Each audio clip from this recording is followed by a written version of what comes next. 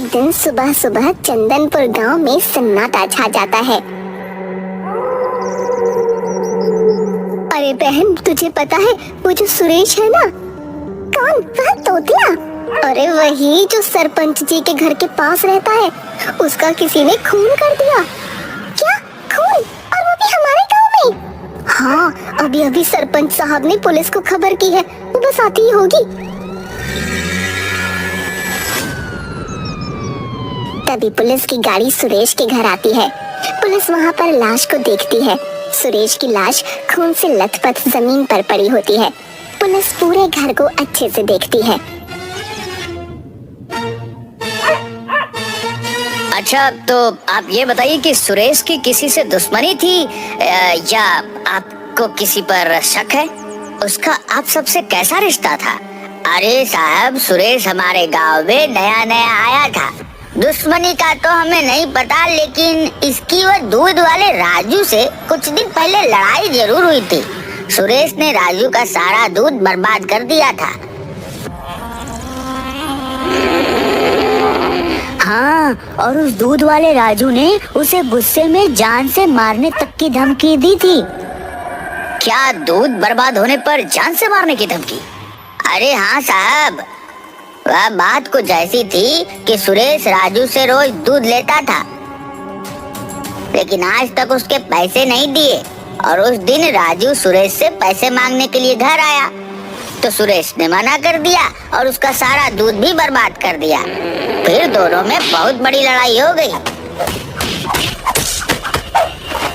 और उस दिन सुरेश को राजू ने धमकी भी दी थी। आप और क्या क्या जानते हैं सुरेश के बारे में? मुझे सब बताइए। और क्या सुरेश शराब भी पीता था?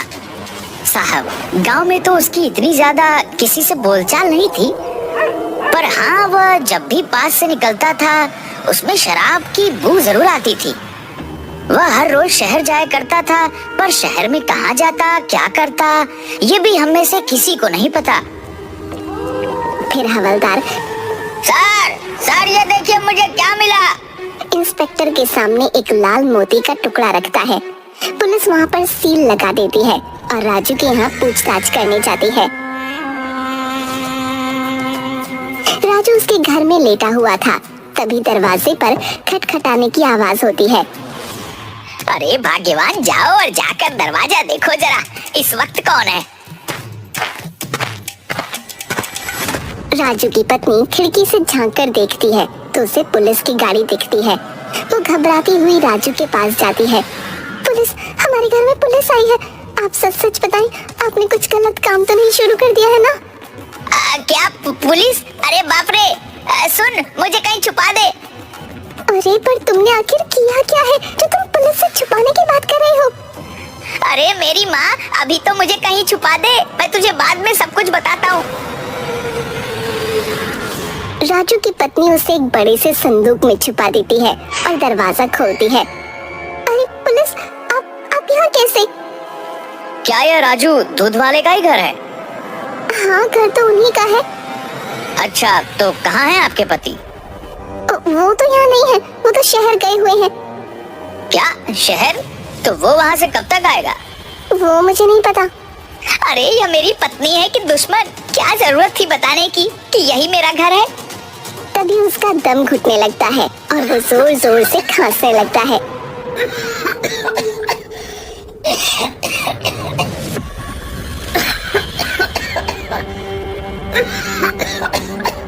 कौन है?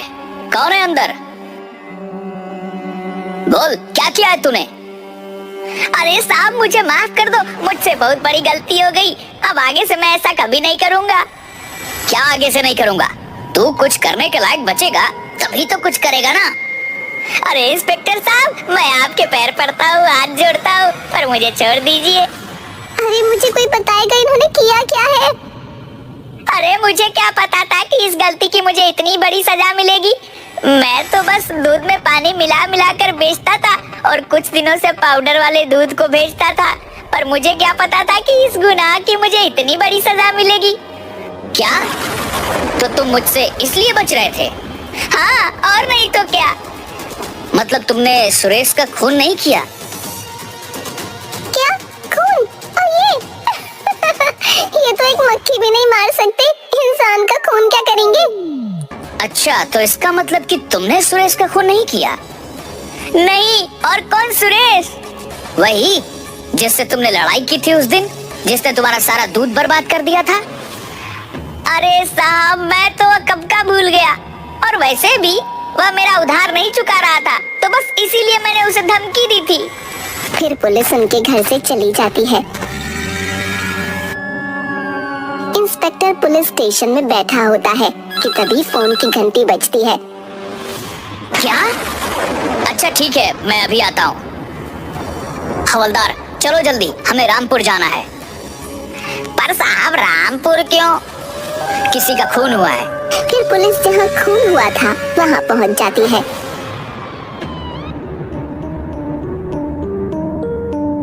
दिनेश क्या करता था, और क्या उसकी किसी से दुश्मनी थी? नहीं नहीं, यहाँ पर तो उसकी किसी से दुश्मनी नहीं थी, पर वह अपने काम से शहर जाता था, पर वहाँ किसी से दुश्मनी हो तो पता नहीं। अच्छा, तो दिनेश करता क्या था? साहब, वह किसी दवाइयों की फैक्ट्री में काम करने जाया करता था, और हाँ, उससे शराब की लत भी थी। पुलिस वहाँ से चली जाती है। इंस्पेक्टर बैठा हुआ कुछ सोच रहा था। क्या हुआ साहब? मैं ये सोच रहा था कि 2 ही दिनों में 2 खून हो गए, और तुमने एक बात पर गौर किया? क्या साहब? सुरेश और दिनेश दोनों के पेट में जो छुरा घोंपा गया था वो एक ही तरह से घोंपा गया था, और दोनों के घर की हालत भी एक जैसी थी। वह खूनी आया, बैठा, और फिर उस खूनी ने खून किया होगा। हाँ, और जैसा मोती हमें सुरेश के घर मिला था वैसा ही दिनेश के लाश के पास भी मिला। अच्छा सुनो, वह जो दोनों मोती हैं वो मेरे पास लेकर आओ। फिर हवलदार दोनों मोतियों के टुकड़ों को इंस्पेक्टर जुगनू की टेबल पर रख देता है। अरे ये तो दोनों बिल्कुल एक जैसे हैं, और देखो इन्हें जोड़ने पर जुड़ भी रहे हैं। इसका मतलब है कि दोनों का खून किसी एक ही इंसान ने किया है।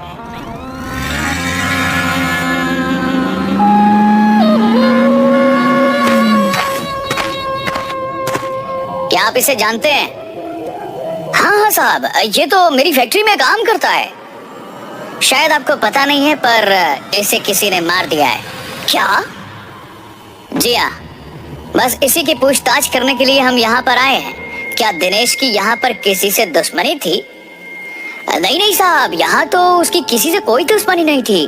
दरअसल दिनेश, सुरेश और रमेश तीनों बहुत अच्छे दोस्त थे, पर सुरेश और दिनेश पिछले कुछ दिनों से काम पर नहीं आ रहे थे। क्या यह वही सुरेश है? जी हाँ मैनेजर साहब, आपके इन दोनों कर्मचारियों की हत्या हो चुकी है। क्या? सुरेश भी?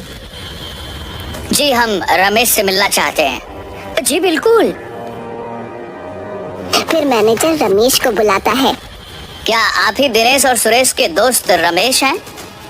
जी हाँ, मैं ही सुरेश और दिनेश का दोस्त रमेश हूँ। तब तो आपको पता ही होगा कि सुरेश और दिनेश को किसी ने मार दिया है। जी हाँ इंस्पेक्टर साहब, मुझे आज ही सुबह पता चला। इंस्पेक्टर साहब, ये देखिए, मुझे भी कोई धमकी भरे खत भेज रहा है।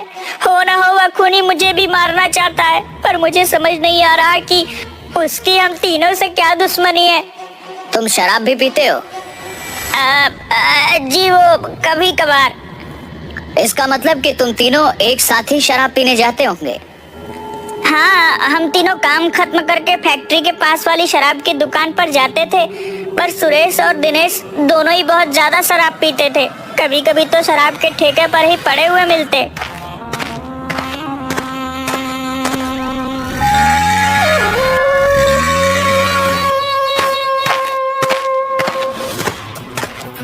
इंस्पेक्टर और हवलदार दोनों ही शराब के ठेके पर पहुंच जाते हैं, जहां सुरेश, दिनेश और रमेश तीनों अक्सर जाया करते थे।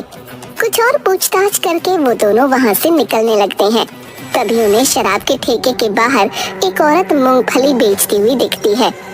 सर, वह देखिए, उस औरत के गले में वैसा ही मोतियों की हार है जैसे मोती हमें सुरेश और दिनेश की लाश के पास दिखे थे। फिर वो दोनों उस औरत के पास जाते हैं। एक मामूली मूंगफली का ठेला लगाने वाली के पास इतना महंगा हीरो का हार क्या कर रहा है? साहब, ये मेरी माँ की आखिरी निशानी है, इसलिए मैं इसे हमेशा पहन के रखती हूँ। क्या आप इन दोनों को जानती हैं? हाँ साहब, ये दोनों और इनका एक दोस्त तीनों यहाँ आकर अक्सर शराब के ठेके पे आते थे और मेरी ठेले से मूंगफली भी लेके खाते थे। अच्छा, तो आप इन दोनों के बारे में हमें कुछ बता सकती हैं?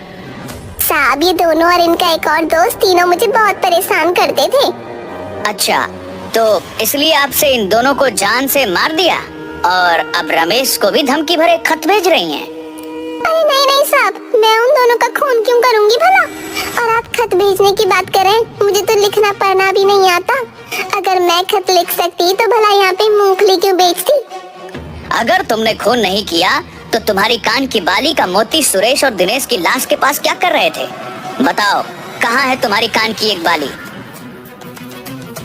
साहब, वो उस दिन जब मैं मूंगफली बेच रही थी, उस दिन ये तीनों रोज की तरह मूंगफली लेने मेरे ठेले पे आए और मेरे साथ जोर जबरदस्ती करने लगे और मैं जैसे तैसे अपनी जान बचा के वहाँ से भाग निकली और शायद उसकी जोर जबरदस्ती में मेरी कान की बाली गिर गई होगी।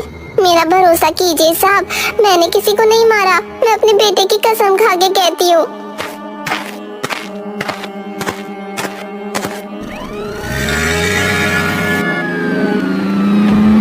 इंस्पेक्टर फिर से उन दोनों के घर जाता है और घर की अच्छे से जांच परख करता है।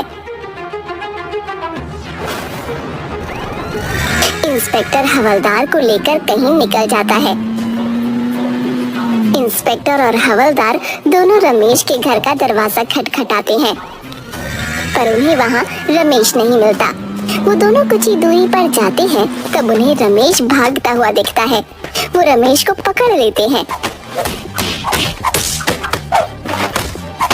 बताओ, अपने ही दोस्तों का खून क्यों किया तुमने?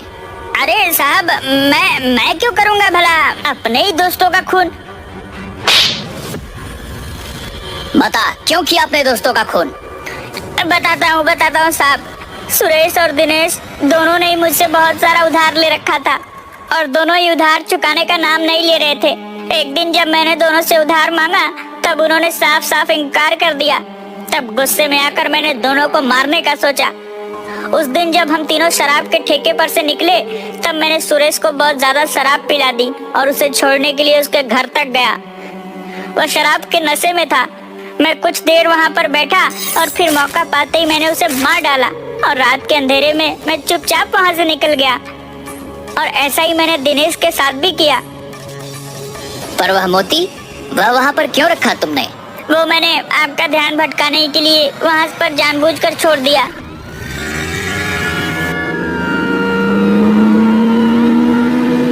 और फिर पुलिस उसे जेल में बंद कर देती है। पर सर, आपको कैसे पता चला कि सुरेश और दिनेश का खून उसके ही दोस्त ने किया है? जब मैं दिनेश और सुरेश के घर फिर से गया, तब मुझे सुरेश के घर में सिगरेट का एक छोटा सा टुकड़ा और वैसा ही लाइटर मिला जैसा कि उस दिन रमेश के पास देखा था।